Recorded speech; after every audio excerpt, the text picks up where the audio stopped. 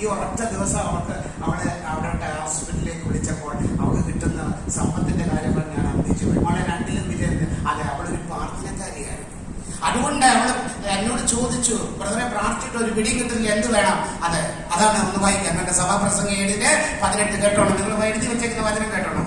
ഒന്നിൽ പിടിമുറുക്കും. അതായത് ദൈവത്തെ മുറുകെ പിടിക്കുമ്പോൾ, ആദ്യത്തെ ജോലി മുറുകെ പിടിക്കുമ്പോൾ മറ്റേതിൽ നിന്ന് പിടിവിടാതെ സൂക്ഷിക്കണം. അതിൽ നിന്നും പിടിവിടാതെ സൂക്ഷിക്കണം. രണ്ടിടത്തും നിന്നെ വിളിച്ചില്ലേ? അപ്പൊ ഇവിടെ ഉണ്ട് ജോലി, അതിനും വിളിച്ചിട്ടുണ്ടെങ്കിൽ അവർക്ക് നിന്നെ ആവശ്യമാണെങ്കിൽ തീർച്ചയായിട്ടും നിന്റെ കണ്ടീഷൻ അവരെ അംഗീകരിക്കും. അതുകൊണ്ട് നീ അവരോട് പറയണം, എനിക്ക് ഇവിടുന്ന് ഈ ഒരു ദിവസം വിട്ടിട്ട് വരാൻ പറ്റും, അല്ല പറ്റത്തില്ല, വീക്കിലി മുമ്പ് എനിക്ക് മണ്ടേ എടുക്കാം. പക്ഷെ ആ ഓഫിന് ഞാൻ അവിടെ ജോലി ചെയ്തു. അതിന്റെ ഓണർ സമ്മതിച്ചു. Hallelujah, hallelujah. കാര്യം അവർക്കൊരു ജോലിക്ക് വേണ്ടി നാട്ടിൽ നിന്നോ അല്ലെങ്കിൽ എവിടെന്നെങ്കിലും ഒരാളെ കൊണ്ടുവരണമെങ്കിൽ വിസ വേണം, അതിന് വേറെ ടിക്കറ്റ്. ഇത് അവിടെ താമസിക്കുന്ന ആളെ, അവിടെ ജോലി ചെയ്യുന്ന ആളെ, ഭാഷ അറിയാവുന്ന ആളെ. അവർക്ക് എന്തെങ്കിലും ബുദ്ധിമുട്ടുണ്ടോ ഡോക്ടറിന്? ഇല്ല. ആ ഡോക്ടറിനും കുഴപ്പമില്ല. Hallelujah, hallelujah. പ്രിയമുള്ളവരെ, ആ 2 ജോലി ഇന്ന് കുഞ്ഞ് ചെയ്യുന്നതിന്റെ കാരണം ഈ കുഞ്ഞ് സൂമിലും കയറും, നമ്മുടെ പ്രാർത്ഥനയിലും എല്ലാം സംബന്ധിക്കുന്ന ഒരു മകളാണ്. അവിടെ പ്രസവം പോലും ഒറ്റയ്ക്കായിരുന്നു. ആരെയും വിളിച്ച് ഇവിടുന്ന് ആരെയും കൊണ്ടുപോയില്ല, അമ്മയൊന്നും കൊണ്ടുപോയില്ല. ഭയങ്കര അത്ഭുതമായിരുന്നു. നമ്മൾ ആരും ഇല്ലാതെ ഒറ്റയ്ക്ക് അവൾ പ്രസവവും എല്ലാം അവിടെ തന്നെയാണ്. ഇപ്പൊ ആ കുഞ്ഞിപ്പം നടക്കാൻ തുടങ്ങി. ഹല്ലേലൂയ. എല്ലാം പ്രാർത്ഥനയുടെ ശക്തിയാണ്. ദൈവത്തോട് ചോദിച്ചിട്ട് എന്നോട് ചോദിച്ചു, അമ്മയെ കൊണ്ടുവരണം. ഞാൻ പറഞ്ഞ മോളെ, അമ്മയെ കൊണ്ടുവരേണ്ട. കാര്യത്തിൽ അമ്മയെ കൊണ്ടുവരുന്ന ഭർത്താവ് ഇവിടെ തളർന്നു കിടക്കുക, ആരും നോക്കും? വല്ല ജോലിക്കാരെ വെച്ച് കഴിഞ്ഞാൽ അമ്മയും നീയും വരുമ്പോഴത്തേക്ക് ചിലപ്പോൾ അത് ശവപ്പെട്ടിക്കകത്ത് കയറേണ്ടി വരും. ഹല്ലേലൂയ. ഇന്നത്തെ സർവന്റിനെയൊക്കെ വെച്ചിട്ട് പോകാൻ നമുക്കൊന്നും പറ്റത്തില്ല. അതുകൊണ്ട് അമ്മയെ വിളിപ്പിക്കേണ്ട.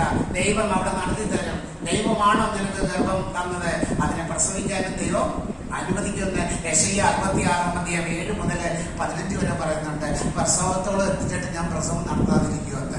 അപ്പൊ ആരാ പ്രസവം നടത്തിയ? പറ, ദൈവം എന്താ പറയാ?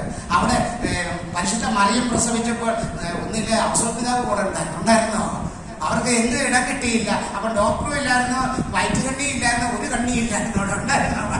അല്ല, വയറ്റ് കണ്ണി തന്നെ പറയുന്നത്. പറ, പ്രസവം എടുക്കുന്ന ചേച്ചിമാരെ എന്താ പറയുന്നത്? ആ വയറ്റാട്ടി അല്ല വയറ്റ് കണ്ണി എന്തെങ്കിലും ആയിക്കോട്ടെ, അതൊന്നും ഇല്ലായിരുന്നു. കാര്യം ആ ഡോക്ടർമാർ മാത്രം അവിടെ പ്രസവം, നേഴ്സും. ആ നേഴ്സുമാർ നല്ലതായിരുന്നു.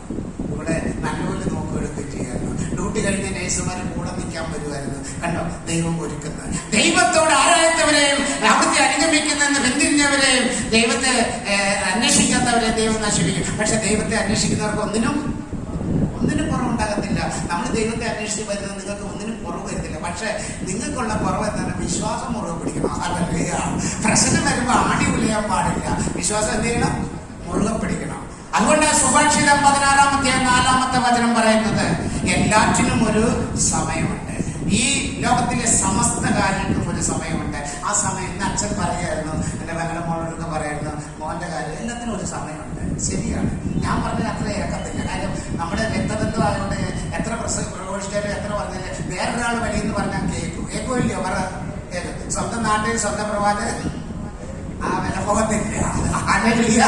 ഇരുത്തിക്കൊണ്ട് പറയാ ഹല്ലേലൂയ. ഞാൻ എത്ര പറഞ്ഞാലും കേൾക്കത്തില്ല. ഹല്ലേലൂയ. ഏത് കാറ്റത്തും പരത്തിയിട്ട് കുറച്ച് പൈസ പോയിട്ടിരിക്കുക. ഹല്ലേലൂയ. ഞാൻ പറഞ്ഞതാ, ആ ഏജന്റ് ശരിയല്ല, ആ ഏജന്റ് ശരിയല്ലെന്ന് പറയുമ്പോ, ഇല്ല എന്റെ കൂട്ടുകാരിയുടെ മോള് സത്യമായിട്ട് ഇരുത്തിക്കൊണ്ട് ഞാൻ പൊരിപ്പിക്കുക. കണ്ടോണം, എന്റെ കൂട്ടുകാരിയുടെ മോള് പോയിട്ടുണ്ട്, പപ്പ പറയുന്ന പോലെ അല്ല, ഞാൻ അത് കൊടുത്ത് നല്ല വിശ്വാസമാണെന്ന് പറഞ്ഞു. ദൈവം പറഞ്ഞു കൊടുക്കണ്ടാണ്. സത്യമായിട്ടും പോയി. കണ്ടോ, ആ വിസയും കിട്ടിയില്ല, അയാളെ കൊണ്ട് സാധിച്ചുമില്ല. അവിടെ ഭയങ്കര പ്രശ്നമായിരുന്നു. ഹല്ലേലൂയ. അപ്പൊ ആര് പറയുന്നതാ ശരി? അപ്പൊ കൂട്ടുകാരൻ പറയാം, കാരണം ഇരുത്തിക്കല്ലോ, ചോദിച്ചു നോക്കെ.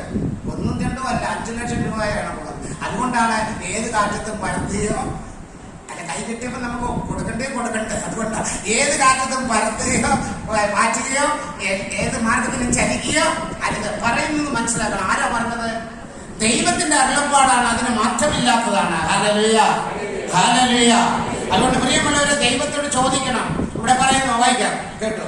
സഭാപ്രസംഗി വീണ്ടും നമ്മൾ പറയാം, സഭാപ്രസംഗി 7:18 അവർ ഒന്നിൽ പിടിവിടുമ്പോൾ മറ്റൊന്നിൽ നിന്ന് പിടിവിടാതെ സൂക്ഷിക്കുക. ദൈവഭക്തർക്ക് രണ്ടിലും വിജയം കിട്ടും. ഇനി നമ്മൾ ആമോസിന്റെ പുസ്തകം 3-ാമത്തെ വചനം പറയുന്നു, നമ്മള് എവിടെങ്കിലും ഞാൻ അച്ഛനോട് ഇറങ്ങുക, ചുമ്മാ ഇറങ്ങുന്നു പോവോ? ഞങ്ങള് എവിടെങ്കിലും പോകണമെന്ന് രണ്ടുപേരുടെ ആലോചിച്ച് ഉറപ്പിച്ചിട്ടായിരിക്കും. ഒന്നാണല്ലയോ? അതെ. അല്ലാതെ ഒരു കാര്യം ചെയ്യരുത്. ആലോചിക്കണം, ഉറപ്പിക്കണം, എന്നിട്ട് എല്ലാം ചെയ്യാവുള്ളൂ. ഒന്ന് വായിക്കാൻ കേട്ടുള്ളൂ. ആലോചിച്ച് ഉറപ്പിക്കാതെ